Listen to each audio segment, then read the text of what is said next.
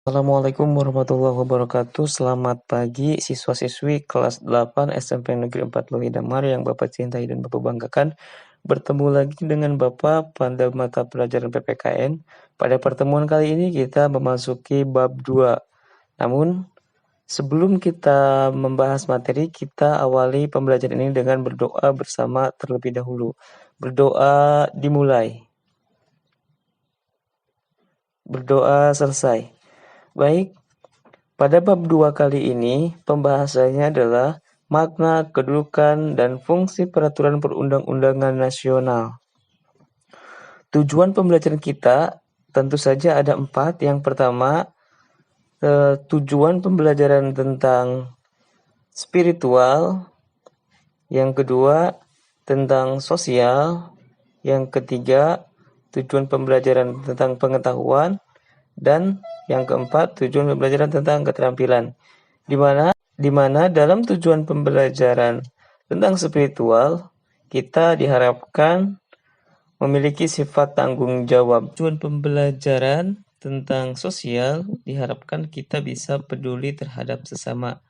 Dan pembelajaran tentang pengetahuannya, diantaranya setelah kita mempelajari pembelajaran ini, diharapkan kalian dapat menjelaskan fungsi peraturan perundang-undangan lain di bawah undang-undang terhadap Undang-Undang Dasar 1945 dengan benar. Pada pembahasan bab 1 ini ada 3 pokok materi.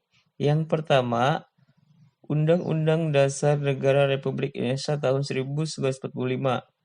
Yang kedua, peraturan perundang-undangan dalam sistem hukum nasional.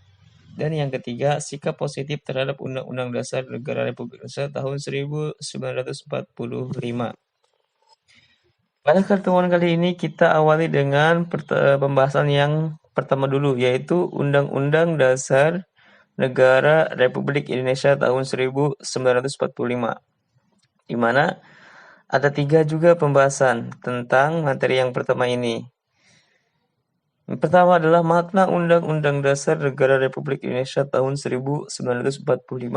Yang kedua, kedudukan Undang-Undang Dasar Negara Republik Indonesia tahun 1945.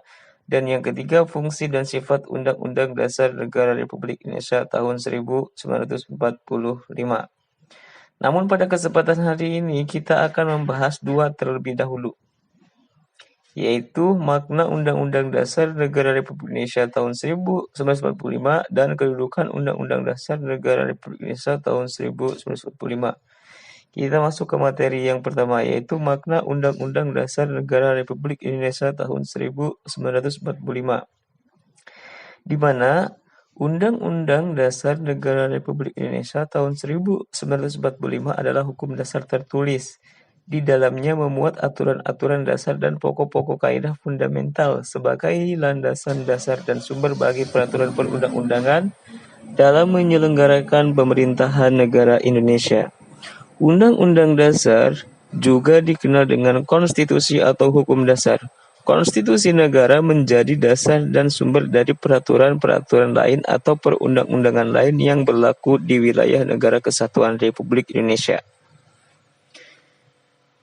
Nah, yang kedua adalah kedudukan Undang-Undang Dasar Negara Republik Indonesia tahun 1945, di mana Undang-Undang Dasar Negara Republik Indonesia tahun 1945 adalah hukum tertinggi yang berlaku di negara kita, dan hukum-hukum dasar atau hukum-hukum di bawahnya tidak boleh bertentangan dengan Undang-Undang Dasar Negara Republik Indonesia tahun 1945. Artinya, ketika ada peraturan di bawahnya yang belum dicantumkan di dalam Undang-Undang Dasar Negara Republik Indonesia tahun 1945, tidak boleh bertentangan atau tidak boleh bersinggungan. Di antaranya, undang-undang atau peraturan-peraturan yang berlaku di dalam negara kita di Indonesia di bawah Undang-Undang Dasar Negara Republik Indonesia adalah di antaranya ketetapan MPR, peraturan perundang-undangan atau peraturan pemerintah pengganti undang-undang, peraturan pemerintah, peraturan presiden, peraturan daerah provinsi, peraturan daerah, kabupaten, dan kota. Nah, susunan peraturan-peraturan tersebut tidak boleh saling bertentangan. Itu ya maksud daripada kedudukan Undang-Undang Dasar Negara Republik Indonesia tahun 1945. Nah, demikian materi kita hari ini.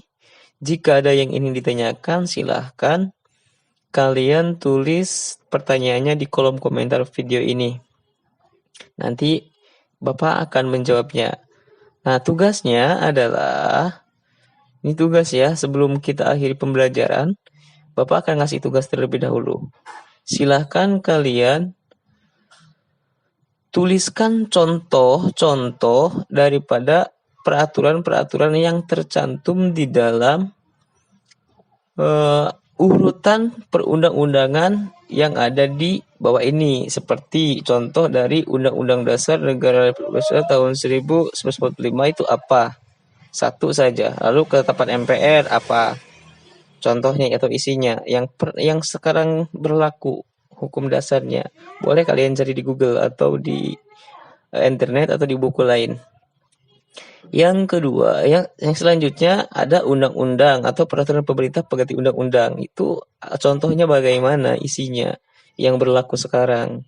Ada juga peraturan pemerintah, peraturan presiden. Kemudian ada peraturan daerah provinsi. Kita khususkan ya untuk daerah provinsi adalah peraturan daerah provinsi Banten. Apa nih yang berlaku?